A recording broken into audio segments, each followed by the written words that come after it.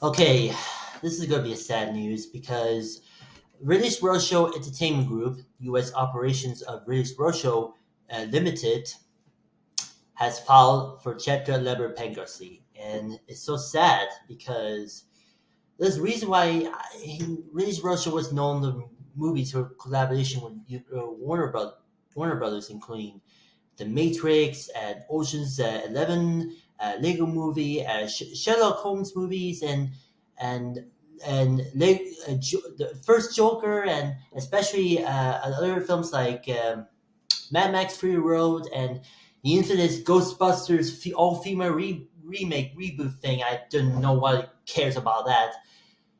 Was and I think this company was might be the end of the era. So sad because British Roadshow was known to was partnered with longtime partner Warner Brothers, and he had problems for the past few years that Roadshow WB British Roadshow Pictures output was gone. The increased are amazing to and down here to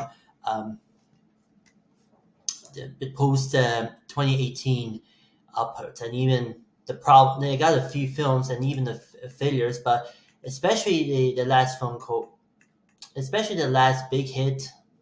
It's not Joker, rather in the Tom King's prequel thing of Wonka, starring Tiffany Chalamet, was co-produced with Warner Brothers. But unfortunately, that marked the last big hit.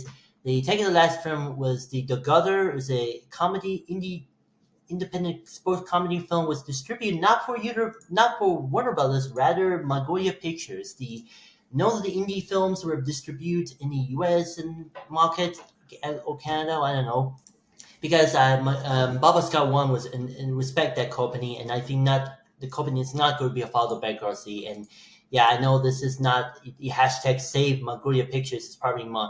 I know Wikipedia said it's not going to sell, but even the company might the end in 2020, the end this year, next year, but the company is still ongoing. It's not going to be defunct or shut it down or file the bankruptcy, but the company is still here. But I'm sorry, Baba Scott, but seriously, why did you use the hashtag save Magnolia Pictures? It was fake. It was false. Anyway, back to where it started. British Roadshow was had, but British Roadshow Entertainment Group was a U.S. operations of British Roadshow group from Australia has a lot of financial troubles and post Joker and in 2020 Bedang happened, and then later got in a lawsuit between Warner Brothers for breaching contract of the Matrix Resurrections in simultaneous release was released on the HBO Max in theaters and on Max, formerly known as HBO Max. So sad that movie flopped, even though it competed with another movie called Spider-Man: No Way Home. That's much better film than the Matrix Resurrections. So this is sad, and even the going to massive changes and later layoffs, and unfortunately, the stock went down, and then it filed a Chapter 11 bankruptcy, and that's why I know British Roadshow Pictures is no more, sort of, but I'm not sure.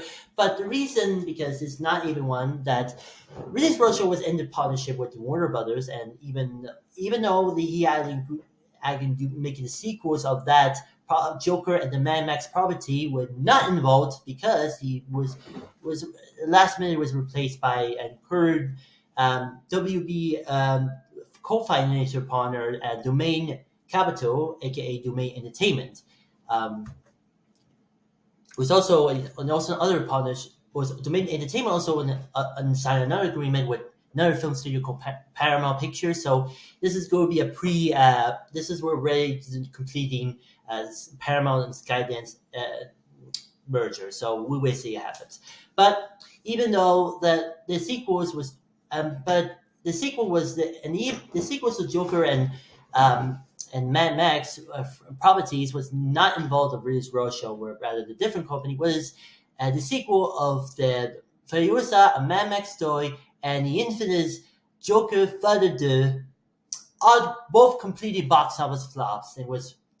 But people hating about this movie. I mean, Warner Brothers is still losing after David Zaslav was hired and even merging with Warner Brothers merged with Discovery, and the stock went down, all because of Infinite CEO David Zaslav. I hate this guy. It's become the Warner Brothers equivalent of Michael Eisner. You idiot. But still, I think, but the reason that main Australia operation of British Roadshow Limited was remain still remain, but even though a few years ago that Warner Brother Roadshow Films, the Australian film division of British Roadshow, was ended a Australian and New Zealand distribution deal with Warner Brothers, and now a career handle to Universal Pictures, because as probably know, back in I think the Universal was known the films more like the difference between it's owned by both companies, Comcast and Warner Bros. Discovery. But even though I mean the Universal distributes in Warner Bros. Titles between in Australia, New Zealand, and some other territories, including Asia. Um, and this pretty much and I think the years in 2023 that even though we live in Australia and New Zealand and other territories, including Asia, was probably known Universal was known as the Barbenheimer phenomenon, because I mean Universal distributes Oppenheimer and Bobby from Warner Brothers, because the latter was. I have no idea who Universal distribute Bobby because of confused that from Warner Brothers, because this is confused that company been responsible for the hashtag Barbenheimer phenomenon. That made no sense. But still, I think that the Australian British Roadshow, Australian operation of British Roadshow has remain, but even the movies have gone slate and more less on movies. I mean, this is responsible for 2022 Best Picture winner of Australian and New Zealand distribution of Everything Everywhere All at Once for May 24. But Roadshow Films had not, and unfortunately, Roadshow Films were never recovered, but even continue releasing some indie films, mostly from Film Nation Entertainment and A24 and some others. But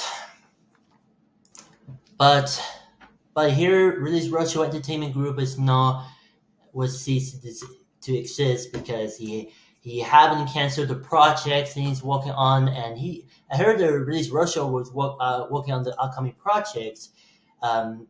With Warner Brothers. Some included, I'm assuming that the prequel of Ocean's 11 with Bobby's co-stars Margot Robbie and Ryan Gosling to attach to star, and the direct sequel of I Am Legend 2 with Will Smith will reprise the role, and I'm sure that Michael B. Jordan will also play a son. So I hope this is going to be a direct sequel, but even include this is going to take place in the alternate ending of that movie. But before Warner and Roadshow decided to make reshoots and it released on the and then we made an alternate ending on the DVD extra. So and the third Sherlock Holmes movie was in the works because Guy Ritchie was not going to be returned, but rather the directed by Texas Fletcher, director of Rocket Man, but fortunately that the project would gone developable hell, and even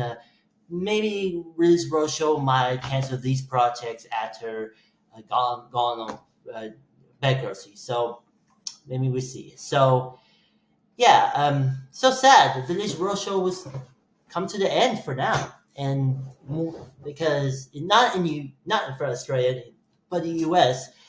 and he's been because Warner he's been a long time for us. Basically, he's made a masterpiece like The Matrix, Ocean's 11 prequel, Joker, and Mad Max Fury Road.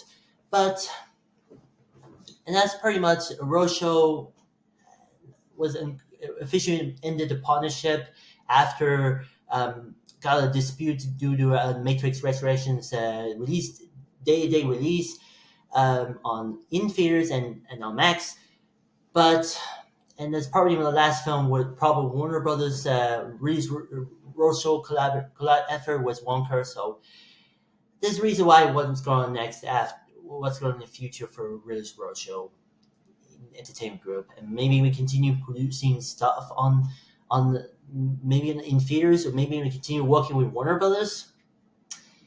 Only see why, but we'll see. So I hope Release Roadshow will yet recover after bankruptcy projection. So let's see what happens. That was the topic for today. Hope you like it. If you liked it, give it a thumbs up, and I talk to you guys later. And subscribe to other channels on my channel, my YouTube channel. So that pretty much it. I see you guys later, and also I'm making rest in peace to Émilie Dequenne, who's known from a movie called Rosetta. I haven't seen it, but you can watch on Criterion Collection. You can buy on Criterion Collection. So rest in peace, Emilia.